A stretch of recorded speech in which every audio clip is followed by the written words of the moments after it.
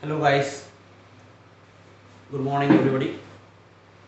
Today we see the next topic in this chapter 3, inheritance and variation. In previous topic we see the deviations from Mendelian ratios. Today we talk about the chromosomal theory of inheritance. Chromosomal theory of inheritance. This one is our today's topic. Now before that, the term chromosome was known to the peoples. The work was going on. It one is as on the basis of Mendel's work. And at the time of Mendel, there was no any genetical terms like genes, genetics, or we say the chromosomes or reductional division or meiosis is there. So far, though the work was carried out by the Mendel, that was ignored by the people at that time because their work is in form of mathematics and statistics data. Due to that, they don't know about this one, what's actually the Mendel was doing in his mathematical pattern or in a statistical way of collection of their data of the Mendel's laws of inheritance.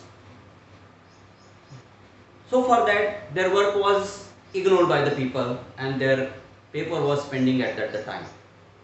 But as the beginning of 19th century, Hugo de Vries, Carl Carens and Testermark, these three different scientists from three different countries, they comes forward and reopen the work of Mendel. Because why? Their work was actually follows the work of the Mendel's laws or Mendel's works. So for that, they reopen the work and shows that there is a somewhat correct in that the Mendel's laws, and they call them as a, though the postulates were given by the Mendel's for the inheritance of characters from one generation to another, that one was as a Mendel's laws of inheritance. And we know there are the three Mendel's laws of inheritance: law of dominance, law of segregation, and law of independent assortment. As on that the basis, later on the term chromosome was coined by the scientist and given a theory called as the chromosomal theory of inheritance. This theory was first proposed by Walter Sutan and Theodor Boeri. This theory was first proposed by Walter Sutan and Theodor Boeri. As according to this theory, what are actually the things or the postulates that proves the inheritance of character by certain things that present inside the living organism's body cell, and that one was actually the chromosome in which the genetic material is packed, and that are mainly responsible for inheritance of character from one generation to another generation. And as on that basis, they, means the Walter Sutan and the Theodor Boeri, give some postulates of the chromosomal theory. What are that the postulates of the chromosomal theory? The first postulates was that chromosomes as the carriers of genetic material. As if you want to write this one is the very much important questions for your examination point of view. So you write these postulates are there. So the first postulate is chromosomes as the carriers of the genetic material. What it means that, as just before we say chromosome is a packaging of hereditary material. Because why? We know the chromosome is actually made up of some chemical components are there. As we study later on, this one is in this structure of chromosome, but before that we say here there is a DNA is there, then there is a histone proteins and non-histone proteins in eukaryotic cells are there.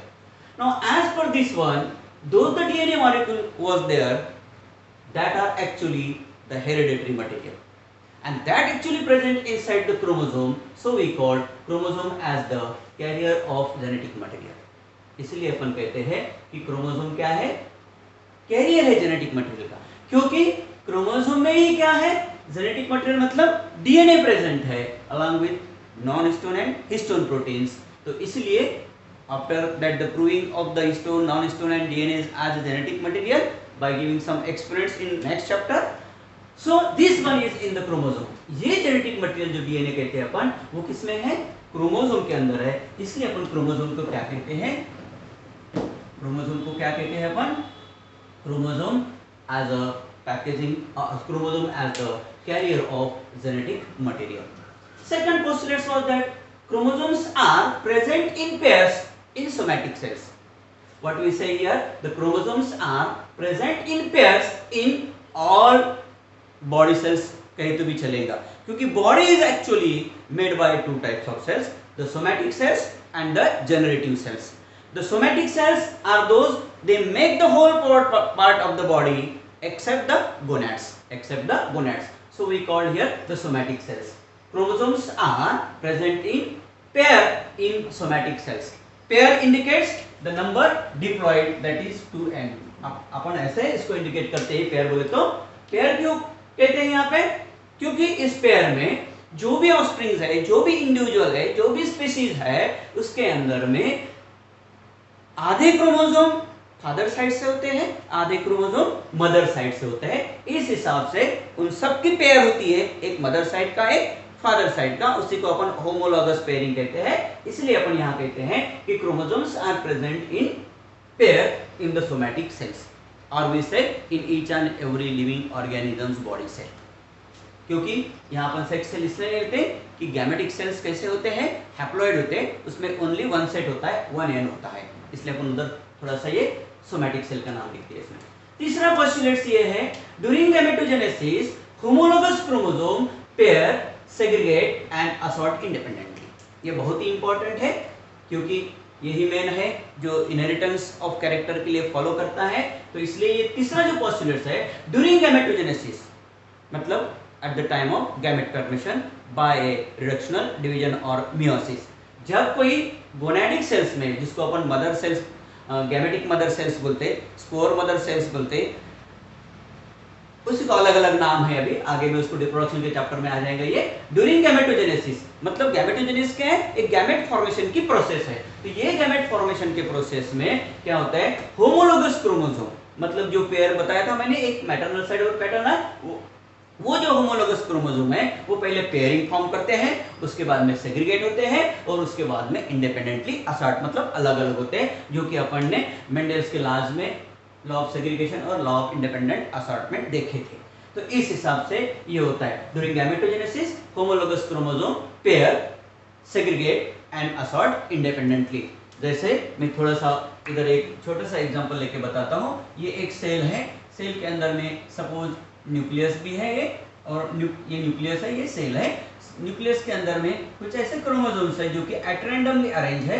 तो इसे at random arrangement में ये chromosome कैसे arrange होते हैं, एक pair, दूसरी pair, तीसरी पेयर, चौथी, जैसे 4 पेयर इसके बन गए। क्यों कि यहाँ कितने क्रोमोसोम थे, 8 क्रोमोसोम थे। इस हिसाब से वो पेयरिंग होता है, इसी पेयरिंग को अपन होमोलॉगस पेयरिंग बोलते हैं। इसलिए पेयर सेग्रीगेट, जब गैमेट गिरेंगे ये सेल डिवाइड होगा फर्स्ट मेयोटिक और सेकंड मेयोटिक डिवीजन में, तब इसमें सेग्रीगेशन भी होगा और इंडिपेंडेंट असॉर्टमेंट भी होगा। और आने वाले 2 न्यूक्लियस के अंदर में देखा जाए तो आप लोगों को 4 पेयर में मिले थे, यहाँ 4 आपको सिंगल सिंगल मिलेंगे, इसी को अपन सेग्रीगेशन कहते हैं। तो इस हिसाब से ये गैमेट बनते हैं। एक्चुअली बनते हैं 4 गैमेट, मैंने यहाँ 2 ही ड्रॉ किए हैं, मगर एक सेल से कितने सेल बनते हैं गैमेटोजेनेसिस में, 4 सेल बनते हैं। और 4 सेल के अंदर इस नंबर का मतलब इसमें जितने नंबर ऑफ क्रोमोसोम है उसके आधे नंबर इसमें होते हैं। तो ये होगा गैमेटोजेनेसिस बोलते हैं। फोर्थ पोस्टुलेट है, each gamete contains only 1 chromosome from a pair.